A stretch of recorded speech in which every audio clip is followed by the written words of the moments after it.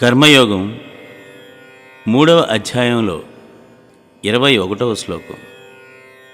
యజ్జదాచరతి శ్రేష్ఠః తత్తదేవేతరో జనః సయత్ ప్రమాణం కురుతే లోకస్తదనువర్తతే. మరి ఈ శ్లోకం గురించి మాస్టర్ ఏం చెప్పారండి అక్క 50 వచనాల్లో? అంటే పెద్దలను వెన్నుతడతాను అంటే ఏమిటి? పెద్దలు ప్రముఖులైన వారు దేనిని ఆచరిస్తారో మిగిలిన ప్రజలందరూ దానిని అనుసరిస్తారు. వారు దేనిని ప్రమాణంగా స్వీకరిస్తారో దానినే జనసామాన్యులందరూ ప్రమాణంగా స్వీకరించి జీవించే ప్రయత్నం చేస్తారు. ఇది ఈ శ్లోకం యొక్క అర్థం. ఉన్నట్లుండి సమాజం వైపుకు చూసినప్పుడు ఇంతకు ఇది ఎటుబెడుతోంది, ఏమైపోతోంది, ఇక ముందు జరిగేదేమిటి అని అనిపిస్తూ ఉంటుంది. ప్రతిరోజు పేపర్ చూసి మనం అనుకునే మాటలే ఇవన్నీ. సమాజం, ముఖ్యంగా నేటి సమాజం విలువలను కోల్పోతోంది, ఆచారాదులను జారవిడుచుకుంటోంది, క్రమంగా భ్రష్టత వైపుకు వెళ్ళిపోతుందా అనిపిస్తోంది. నైతికమైన విలువలు పోతున్నాయి, అనుస్యూతంగా వస్తున్న సంప్రదాయము పోతోంది. క్రమంగా మనిషి మానవత్వానికి దూరం అవుతున్న స్థితి ఏర్పడుతోంది. ప్రయోజనాపేక్ష పెరిగి పరమార్థాభిలాష కనుమరుగైపోతున్నది. దీనితో మనిషికి మధ్య శృతి చెదురుతున్నది, ఎడం పెరుగుతోంది. మనిషి నమ్మలేని స్థితి ఏర్పడుతోంది. మనిషికి ఏమీ కాని స్థితికి వచ్చేస్తోంది. మనిషి జీవితం దుర్భరమవుతోంది. ఒకప్పుడు భాస్కర్, ఈ గడ్డ మీద మనిషి నిబ్బరంగా బతికాడు. అలాంటి వాడు ఇవాళ దుర్భరమైన స్థితిలోకి వచ్చేస్తున్నాడు. దుర్భరమైన స్థితి నుండి అతనిని నిబ్బరమైన స్థితికి మళ్ళీ నడిపించడం ఎలా? లక్షలు కోట్లుగా దిగజారిపోయి కనపడుతున్నారు కదా జాతిజనులు. ఇంతమందిని మళ్ళీ పట్టాలపైకి ఎక్కించడం ఎలా? ఇది ఒక పట్టాన సాధ్యమయ్యే పనేనా అనిపించడం సహజం. అయితే మరేం చేయాలి? ఎంతమందినని మరలించగలమను అని చెప్పి వదిలిపెట్టి ఊరుకుందామా? అది భావ్యమా? మరి ఎలా దీనికి పరిష్కారం? జనసామాన్యం త్వరగా మొత్తంగా ధర్మం ఎడల మేలుకునేటట్లు చేయడం ఎలాగా? ఈ పరిస్థితికి పార్థసారథి ఇలా బదులు చెప్తున్నాడు. పరిస్థితులు మీరన్నట్టుగా ఉన్నమాట నిజమే, కానీ కంగారు పడాల్సిన పని లేదు. ఇంతటి పరిస్థితిని కూడా సులువుగా మనం సరిచేసుకోవచ్చు. తలుపు తీయాలంటే ఉతక ఎత్తవలసిన పని లేదు. ఉతక అంటే మనకి ఈ తలుపు తీసిన ఒక పొడవుగా ఒక కడ్డీ ఉంటుంది చూడు, ఇనప కడ్డీ. ఉతక ఎత్తవలసిన పని లేదు, గడియ తీస్తే చాలు. అలాంటి నిపుణమైన మార్గం ఒకటి సృష్టిలో పాదుకొల్పబడి ఉంది. దానిని గమనించండి చాలు. మీరిక జనసామాన్యాన్ని వందలు వేలు లక్షలుగా ధర్మ మార్గం వెంట నడిపించగలరు అని చెప్తున్నారు ఇక్కడ. ఎలా అంటే, సమాజంలో పెద్దలైన వారు ఉంటారు, వివిధ రంగాలలో ప్రముఖులైన వారు ఉంటారు. వారు కొంచెం బాధ్యతగా ప్రవర్తిస్తే చాలు, మిగిలిన సమాజం అంతటిలో రావలసిన పదే వచ్చేస్తుంది. ఇంటి యజమానికి పద్ధతి ఉన్నప్పుడు ఇంటిలోని వారికి కూడా పద్ధతి అదే వస్తుంది కదా. పెద్దలైన వారి వైపు జనసామాన్యం చూస్తూ ఉంటుంది, వారి నడవడిని గమనిస్తూ ఉంటుంది, తాను కూడా అలా నడిచే ప్రయత్నం చేస్తూ ఉంటుంది. అలాంటప్పుడు ఆ పెద్దలైన వారు తమ ప్రవర్తనలో కావలసిన జాగ్రత్తలు తీసుకున్నారనుకోండి, ఇది చాలా లీలగా జరుగుతుంది. చిత్రంగా అనిపిస్తుంది, కానీ ఇది నిజం. చరిత్రను గమనించండి, మీకే తెలుస్తుంది. మీకు కావలసినంత ధైర్యం వస్తుంది. తాళం తీయడానికి తాళం పగలగొట్టనక్కర్లా, తాళపు చెవి ఉంటుంది, దానిని వినియోగిస్తే చాలు. అలాగే సమాజం సంస్కరింపబడడానికి, సమాజం మొత్తానికి మనం చాకిరేవు పెట్టనక్కర్లేదు. పెద్దలైన వాడు పద్ధతిలోకి వస్తే చాలు. అబ్బా, ఎంత బాగా చెప్పారా ఇక్కడ. తాళం తీయడానికి తాళం పగలగొట్టనక్కర్లేదు, తాళపు చెవి ఉంటుంది, దానిని వినియోగించండి చాలు. అలాగే సమాజం సంస్కరింపబడడానికి, సమాజం మొత్తానికి మనం చాకిరేవు పెట్టనక్కర్లేదు, పెద్దలైన వాడు పద్ధతిలోనికి వస్తే చాలు. పూర్వకాలంలో నీ గుర్తుందేమో, పల్లెటూళ్ళల్లో పెళ్ళిళ్ళు జరిగాయి. పెళ్ళికి ఎడ్లబళ్ళ మీద బయలుదేరేవాళ్ళు. ఒక్కొక్క పెళ్ళికి 60-70 బళ్ళు బయలుదేరాయి. రాత్రిపూట పెందలకాడ భోజనాలు ముగించి మెల్లగా బళ్ళను బయలుదేరదీసేవాళ్ళు.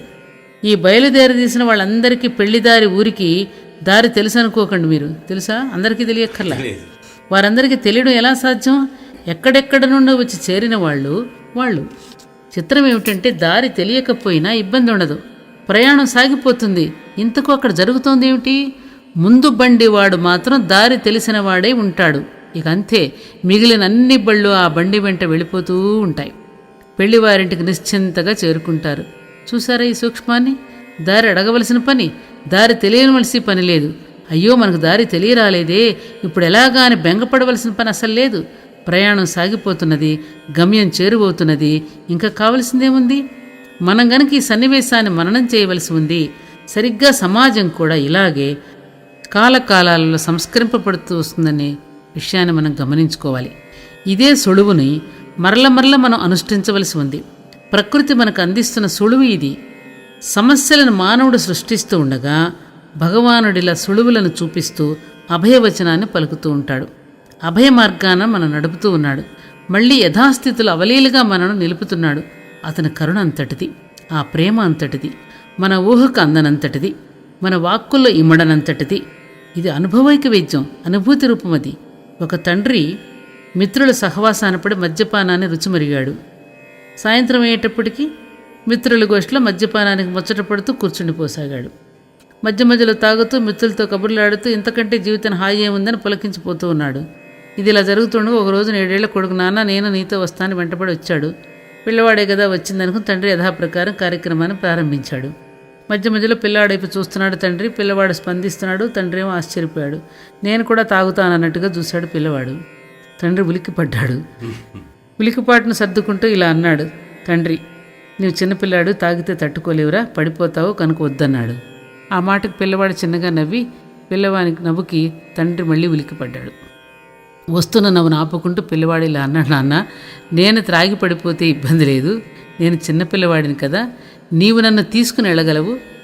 నీవు తాగి పడిపోతేనే కష్టం, నువ్వు పెద్దవాడివి కదా, నిన్ను నేను తీసుకుని వెళ్ళలేను, కనుక నేను తాగినా పర్వాలేదు, నీవు తాగితేనే కష్టం అంటూ పిల్లాడు గ్లాస్ వైపు వంగబోతున్నాడు.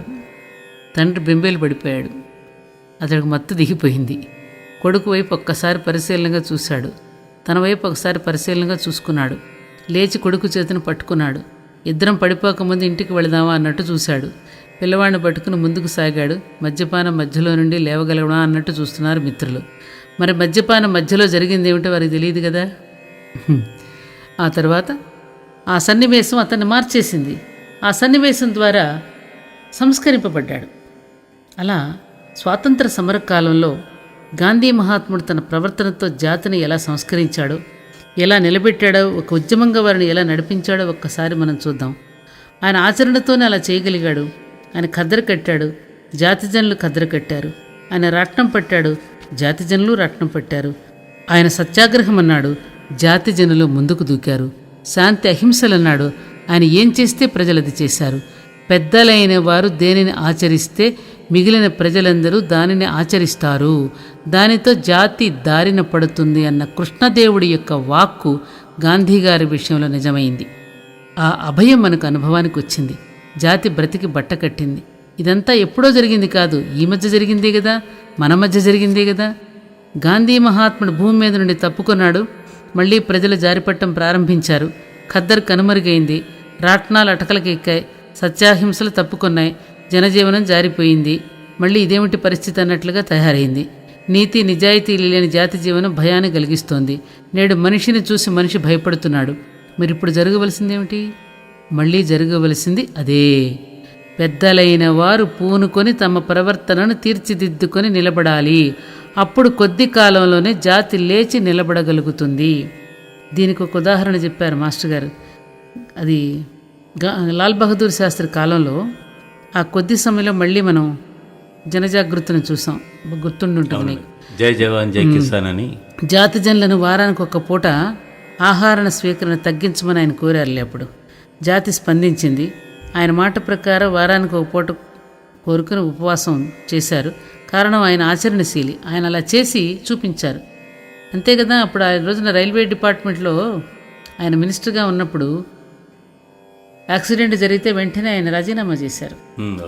ఆయన ఏది ఆచరించి చూపించారు. పెద్దలైనటువంటి వాళ్ళు ఆచరిస్తే పిల్లలు కూడా, మిగతా వాళ్ళు కూడా అదే అనుసరిస్తారు అనడానికి ఇక్కడ మన లాల్ బహదూర్ శాస్త్రి గారిని కూడా మనం ఉదాహరణ ఉదాహరణ తీసుకోవచ్చు. పైగా ఇద్దరు ఒకే రోజున పుట్టారు, October 2nd. అలా ఈ దృశ్యాలు మనకేం చెప్తున్నాయి? ప్రజలు దారిన పడడం పెద్దల చేతిలో ఉందని, పెద్దల ప్రవర్తనకు తగినట్లుగా ఉన్నప్పుడు దానికి తగినట్లుగా ప్రజలు ప్రవర్తించగలరని, కనుక పెద్దలు దానిని అనుక్షణం గమనించుకుంటూ ఉండాలని, అప్పుడు మాత్రమే వారు జాతి జనులను నిలిపి నడపగలుగుతారు అని మనకు తెలుస్తోంది. అలాగే జనకాది రాజర్షులు తాము ప్రత్యేకంగా చేయవలసింది లేకపోయినా ఆదర్శప్రాయులైన పెద్దలుగా నిలబడి సమాజాన్ని ముందుకు నడిపించారు. తాము ఆచరించారు, సమాజాన్ని ఆచరింపచేశారు. పెద్దలైన వారు చేయవలసింది ఇది అని తెలియచెప్పారు. మనం వారిని మార్గదర్శులుగా స్వీకరించిన నాడు, అంత నిర్మమంగా మనం లోకహితాన్ని సాధించదలిచినాడు మనని మనం తీర్చిదిద్దుకోగలం, సమాజాన్ని కూడా తగిన ప్రేరణను అందించగలం. ఈ అంశాన్ని తెలియజెబుతూ మాస్టర్ గారు, ఈకే మాస్టర్ గారు చెప్పిన మాటను గుర్తు చేశారు. ఏమని? జనసామాన్యాన్ని ఎప్పుడు నిందించకండి. వారిలో ఎక్కువ మంది ఎప్పుడు మంచిగా ఉందామని అనుకుంటారు.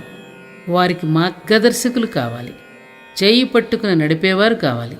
అప్పుడు జనసామాన్యం మీ వెంట ఉంటుంది, మహాకార్యాలను సాధించి పెడుతుంది. అలా ఆయన నడిపించి చూపించారు, ఇప్పుడు కూడా చూపిస్తూనే ఉన్నారు.